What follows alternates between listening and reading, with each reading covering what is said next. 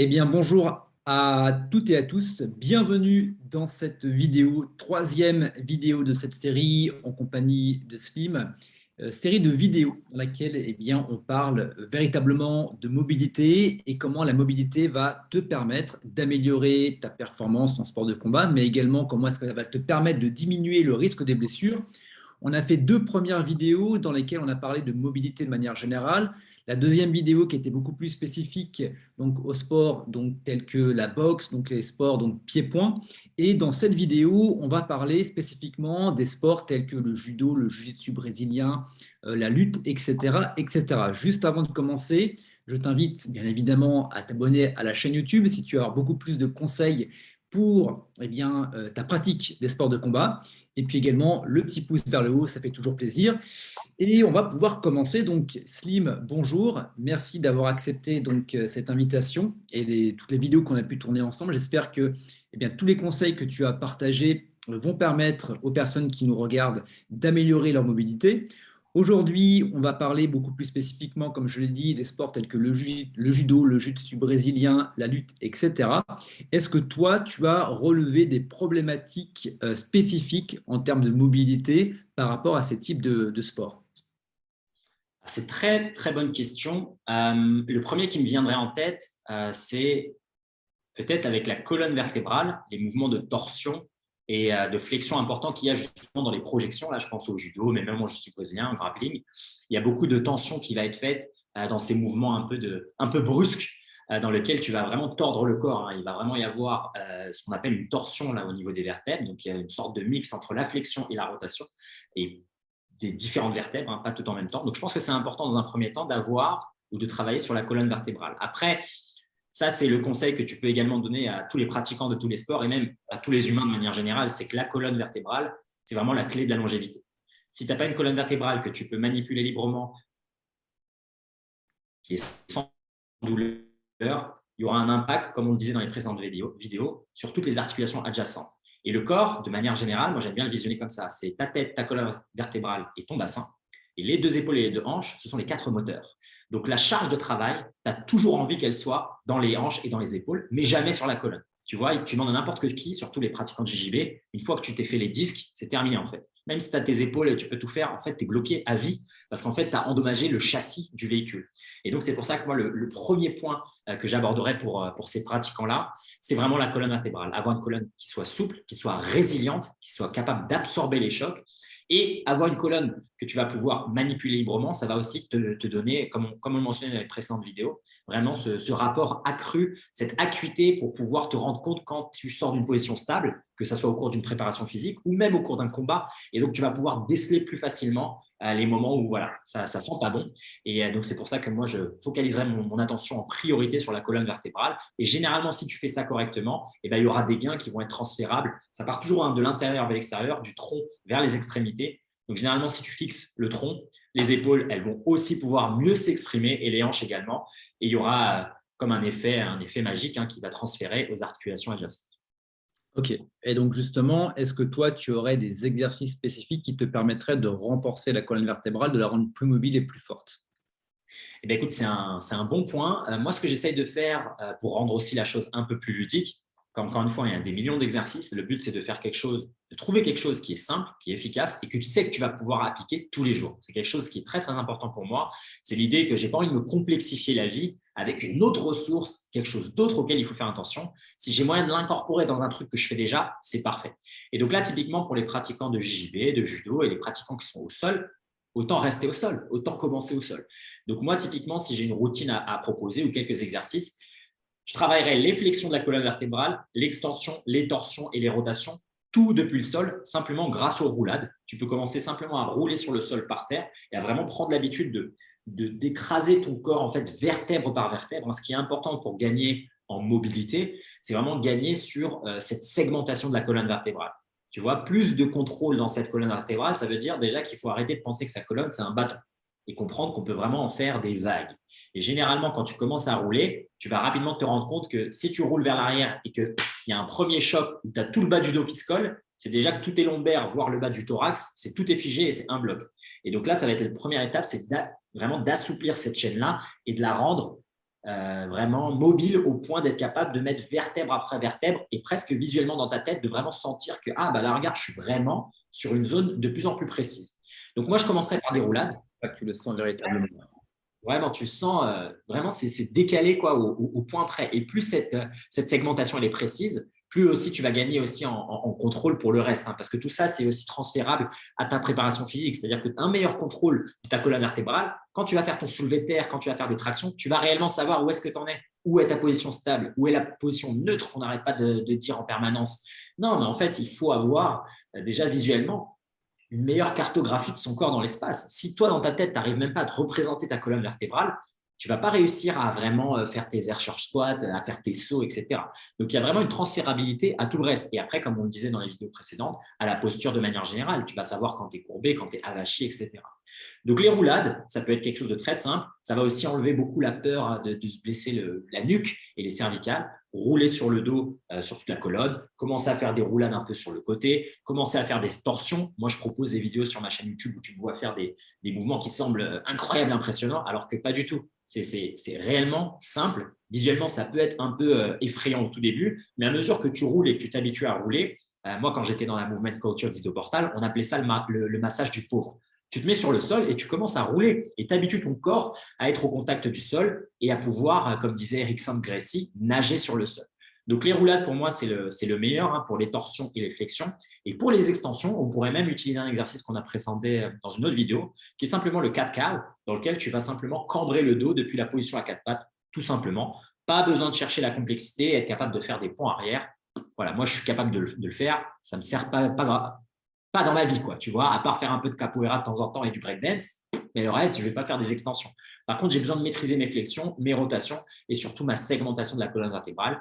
Donc, les roulades et après des exercices dans lesquels tu vas essayer de comme faire des crevettes, sortir et essayer de faire du floor work en fait, en danse ou en JJB, c'est les mêmes mouvements. Hein. Ils ont les mêmes noms même, donc voilà. Et ça, c'est également un peu avec cette exploration au sol, la tête à l'envers. Et ça aussi, c'est transparent. Ça, c'est également intéressant dans le sens où tu vas pouvoir avoir ton, comment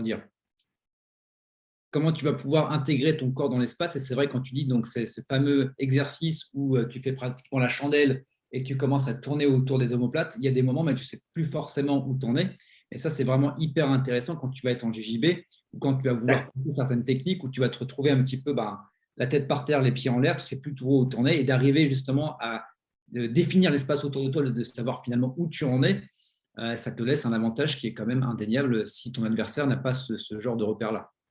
Absolument, ça c'est quelque chose qui est très très important et qui encore une fois vient de cette transférabilité et de ces qualités intangibles. Fondamentalement, ce que tu veux être capable de faire, surtout dans les sports au sol comme celui-là, c'est avoir une meilleure représentation de ton corps, une meilleure représentation de ton corps dans l'espace et par la suite une meilleure représentation du corps de ton partenaire ou ton adversaire dans l'espace. Et c'est ça que tu veux gagner. Donc en vrai, tu vois, quand tu entends les grands maîtres de JJB te dire que oui, c'est vraiment un jeu d'échecs et tout est un peu cérébral et ils parlent de jujitsu invisible, mais c'est parce que c'est vrai. En fait, eux, c'est les mots qu'ils emploient pour dire qu'ils ont une grande coordination et qu'en fait, dans leur cerveau, ils ont une carte de l'espace autour d'eux qui est ultra précise. Et donc, quand il a la tête à l'envers, c'est comme s'il te regardait normalement, quoi. Tu vois, il n'a pas de doute. Et ça vient du fait simplement de le pratiquer. Tu vois, moi, ce que j'aime bien dans les cours de JB, et c'est aussi souvent un des points que moi j'observe, après je me trompe peut-être, mais qui est le moins abordé, ou en tout cas sur lequel on met moins l'accent par rapport aux techniques, c'est les formes de corps. Répète tes formes de corps. Sois capable d'utiliser tes formes de corps comme si tu pouvais marcher. Et tu vas voir que c'est ça qui te donne le plus d'avantages. C'est être à l'aise, la tête à l'envers, la pression, être tellement mobile et tellement résilient que même si tu as un adversaire qui est bourrin, qui va à la force brute, tu peux même te dire que tu sais quoi, pendant 3 minutes, je vais quasiment rien faire, je vais le laisser s'épuiser parce que je sais que je peux compter sur mon corps. Même si tu me manipules partout, mon corps, c'est comme un bambou. Il est souple et fort. Donc, je ne vais pas casser. Tu vois, là où il y a des fois, tu as un adversaire qui est très explosif, tu te dis, si lui, je sais pas, il me ponte ou il me prend, je suis terminé en fait. Parce que je n'ai pas la confiance dans mon corps qui est capable de résister à ces chocs-là. Mais quand tu as cette faculté à bouger et à être à l'aise et à être confiant, comme tu l'as dit, c'est vraiment un super pouvoir. C'est ce que tu retrouves un petit peu également en boxe thaï au corps à corps, où quand tu as l'habitude et que tu sais que tu es fort en corps à corps, tu laisses le mec arriver, le mec en mode bourrin, force, force, force, tu es juste à l'aise. Ok, il me balade un petit peu, mais je reste sur mes appuis. Il fait généralement au pire, on va dire, allez, un round. et après, tu sais que derrière, il n'y a plus personne et toi, tu fais ce que tu veux derrière. Amen, amen. Est-ce que tu aurais également des exercices qui pourraient prévenir certaines blessures, notamment sur les torsions, quand tu vas te retrouver à ce que ton adversaire te fasse une clé de bras par exemple, qui vont, alors même si éventuellement tu vas être obligé de taper, mais pas te retrouver éventuellement avec le coude à l'envers, parce que finalement il a été d'un seul coup, il a ponté, et toi en fait, ça c'est parti. Est-ce qu'il y a des exercices? Prenons par exemple quand tu es sur une clé de bras. Ben, écoute, en vrai, pour quasiment toutes les techniques, hein, toutes les réponses, il en vient de ta mobilité. Si tu as plus d'amplitude de mouvement et plus de force, tu vois, à chaque segment de cette amplitude de mouvement, tu vas être littéralement capable de pas taper en fait et d'aller vraiment beaucoup plus loin. Tu vois, moi, si on essaie de me faire une kimura, mon bras va vraiment ultra loin au point où au bout d'un moment, tu vois, moi, ma main, elle est là. Et ben, c'est bon, en fait, tu as atteint presque la limite du truc, quoi. Et donc, moi, je peux attendre, prendre le temps de réfléchir et voir ce que je peux faire ensuite. Donc, la vraie clé au final, c'est d'avoir plus d'amplitude de mouvement là, partout où tu veux. Et aussi, l'idée de ne pas taper. En vrai, tu vois, pourquoi on a cette volonté de taper, c'est que le corps n'est pas bloqué. C'est-à-dire que physiquement, quand tu as envie de taper après 2 degrés, il n'y a pas un os qui te bloque. C'est ça qu'il faut comprendre également et parler un peu de la sensation de raideur. C'est une sensation. Il n'y a pas un os, il n'y a pas un bout de ferraille, il n'y a pas un muscle, il n'y a rien de physique qui te bloque. Ce qui te bloque, c'est quoi? C'est que pour ton cerveau, cette zone-là, c'est une zone qui est inconnue. Et ton cerveau, comme il veut protéger le corps, il envoie des messages à cette zone-là en disant contracte les muscles pour qu'on l'empêche de plier le bras. Et le travail de la mobilité, comme on l'a dit au tout début, c'est vraiment le travail du système nerveux. Et donc, tu entraînes ton système nerveux à étendre l'espace de cette carte et à lui dire, t'inquiète pas, on peut aller à 1 degré de plus, 1 degré de plus, 1 degré de plus, etc. avec confiance. Et c'est ça qu'on fait avec la mobilité.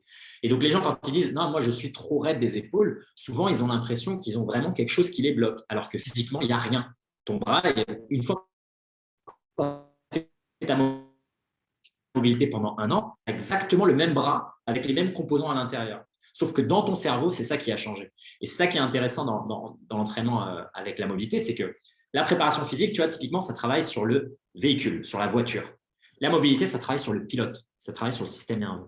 Et en combinant les deux, un meilleur véhicule et avec un meilleur pilote, tu vas plus loin. Parce que si ton véhicule il est ultra perfectionné, mais le pilote il est tout pourri, eh ben, tu vois, tu as un enfant qui conduit une Mercedes, tu vas nulle part. Et si tu as un pilote qui est ultra perfectionné, c'est-à-dire quelqu'un qui est extrêmement coordonné, par contre qui a un véhicule tout pourri, eh ben, il va faire 100 mètres et après il n'aura plus d'essence.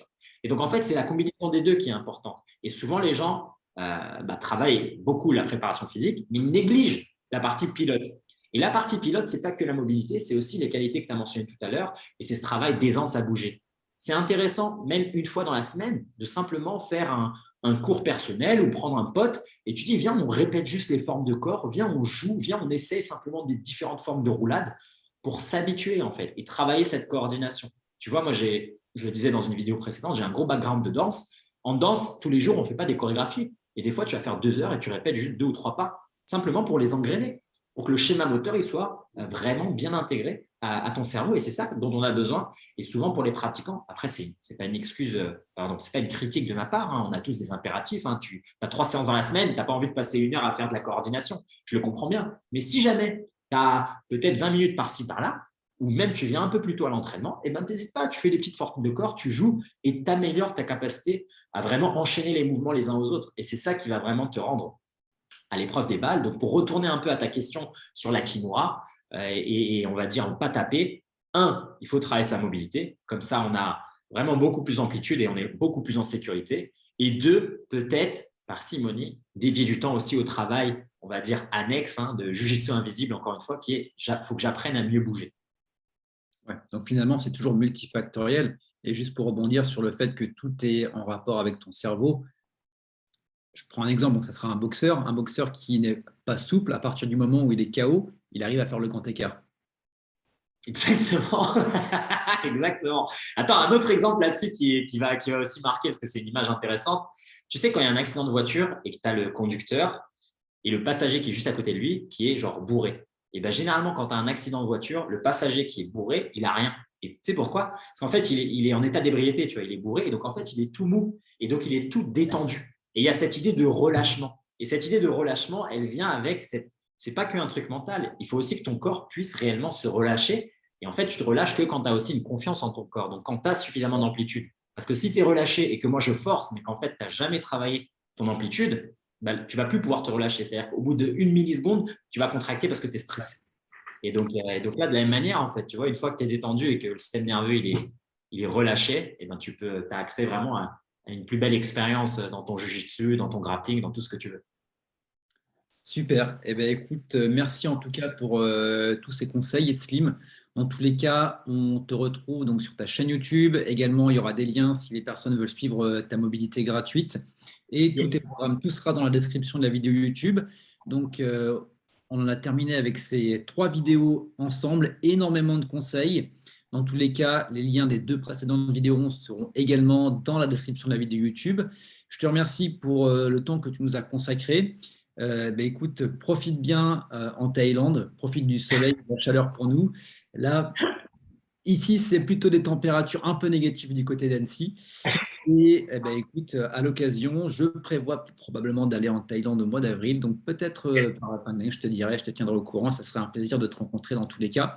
Je te souhaite une très bonne continuation. Merci à celles et ceux qui nous ont écoutés et on se dit à très bientôt. Merci à toi et merci à tous. À très bientôt. Ciao.